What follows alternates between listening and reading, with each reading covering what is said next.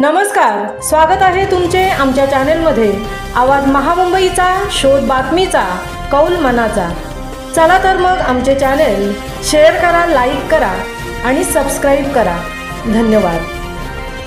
अर्थसंकल्प ऐकून मला अत्रेंची आठवण झाली। उद्धव ठाकरेंची खोचक टीका।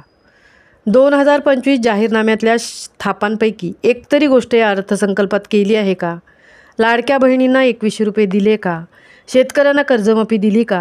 मी नागपूरच्या पहिल्या अधिवेशनात कार्यक्रम जाहीर करून कर्जमुक्ती जाहीर केली होती, ते आज झालेलं नाही।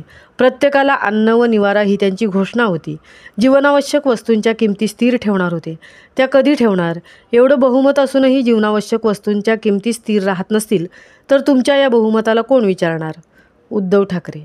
मला आज अत्रेंची आठवण झाली। उद्धव ठाकरे। मला आज आचार्य अत्रेंची आठवण आली। अत्रे असते तर म्हणाले असते की गेल्या 10,000 वर्षात एवढा बोगस अर्थसंकल्प कोणी मांडला नव्हता। मी अर्थसंकल्प समजून घेण्याचा प्रयत्न केला। त्याचा सार सांगायचा झाला तर उद्या सूर्य उगवणार आहे, सर्वांना प्रकाश मिळणार आहे आणि त्यातून सगळ्यांना व्हिटॅमिन डी देखील मिळणार आहे। निवडणुकीच्या काळात वारेमाप जाहिराती करण्यात आल्या होत्या। उद्धव ठाकरे। आवाज महामुंबईचा चॅनेलसाठी मितेश नवलेंसह तृप्ती भुईर, मुंबई। सुरतेला खरं म्हणजे पहिलं स्मारक सुरतेला बांधायला पाहिजे, कारण जे गद्दार इकडे पहिलं त्यांचा स्टॉप तिकडे होता, तर तिकडे सुद्धा स्वराज्यासाठी छत्रपती शिवाजी महाराजांनी कशी सुरत लुटली होती हे दाखवणारं स्मारक सुरतेला पाहिजे।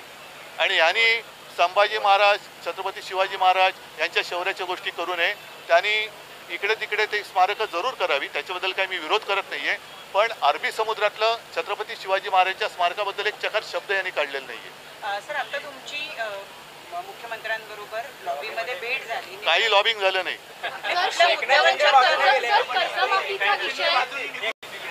स्थगिती नाही, मी रद्द केला असता तो प्रकल्प, हे ठामपणाने सांगतो। कारण नेमकं हेच आहे की नाणार प्रकल्प काय, वाढवण प्रकल्प काय, शक्तीपीठ, त्या शक्तीपीठ महामार्गाला विरोध होतोय। तो विरोध डावलून तुम्ही वरवंटा फिरवण्यासारखा विकास हा करू शकत नाही। मी नाणार प्रकल्प, जसं नाणारला आम्ही तो रद्द केला, करून घेतला, याचं कारण चांगले उद्योग गुजरातला, म्हणजे गुजरातला रांगोळी आणि आम्हाला राख, असा त्याचा अर्थ आहे की काय?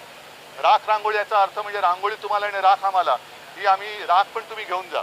त्याच्यामुळे नाणार तर आम्ही होऊ दिला नाहीच।